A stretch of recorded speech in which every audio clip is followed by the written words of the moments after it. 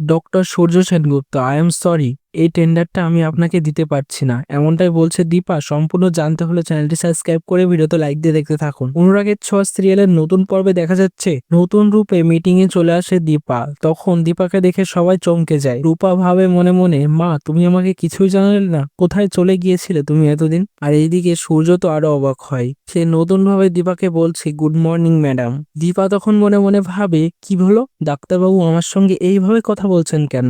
আমার উপর অভিমান থেকে, নাকি সবকিছু ভুলে গেছেন উনি? আর ওইভাবে তাকিয়ে আমার দিকে হাসছেনই বা কেন?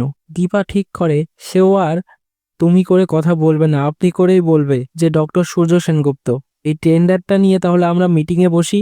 এরপর রূপাকে দেখে সেখানে দীপা অবাক হয়ে যায় যে কাকে টেন্ডার দেবে, রূপা নাকি সূর্য? কাকে? রূপাকেই দিতে হবে। সেই জন্য এমন করবে, সূর্যকে বলবে doctor Surya Sengupta, I am sorry, আপনাকে এই টেন্ডারটা আমি দিতে পারলাম না, এই টেন্ডারের যোগ্য শুধুমাত্র রূপা। এমন কিছু একটা হলে বেশ ভালো লাগবে দেখতে। কেমন লাগছে অনুরাগের ছোঁয়া কমেন্টসে জানিয়ে এখনই সাবস্ক্রাইব করুন আমাদের ইউটিউব চ্যানেল।